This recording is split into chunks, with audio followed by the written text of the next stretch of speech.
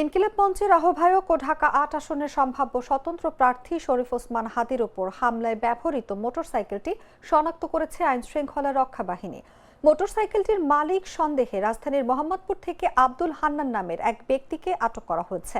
জাতীয় পরিচয়পত্রের তথ্য অনুযায়ী আব্দুল হান্নান চাঁপাইনবাবগঞ্জ সদর উপজেলার সুন্দরপুর ইউনিয়নের বাগডাঙ্গা পশ্চিম পাড়া এলাকার বাসিন্দা। তার বাবার নাম মোহাম্মদ আবুল কাশেম। তবে হান্নানের গ্রামের বাড়িতে গিয়ে কাউকে পাওয়া যায়নি। গেল প্রায় 10 বছর ধরে ঢাকায় মা স্ত্রী সহ বসবাস করেন হান্নান।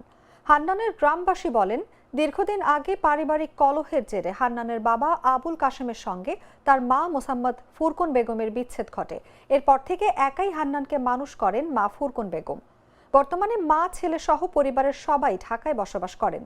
চাঁপাইনবাবগঞ্জ সদর মডেল থানার ভারপ্রাপ্ত কর্মকর্তা মোহাম্মদ নূরে আলম বলেন, তার রাজনৈতিক পরিচয় কি সেটি নিয়ে কাজ করা হচ্ছে। তার গ্রামের বাড়িতে খোঁজ খবর রাখা হচ্ছে। বিস্তারিত পরে জানানো হবে।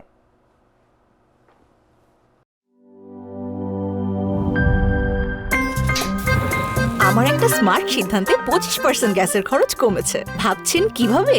সাধারণ গ্যাস স্টোভ বদলে আমি এনেছি আরএফএল গ্যাস স্টোভ। এর সাইন্টিফিক নজল ও ব্রাস বার্নার ক্যাপ সমানভাবে তাপ ছড়িয়ে রান্না করে দ্রুত। তাই গ্যাসও বাঁচায় 25%, টাকাও বাঁচে 25%। আরএফএল গ্যাস স্টোভ নিরাপদ ও গ্যাস সাশ্রয়ী।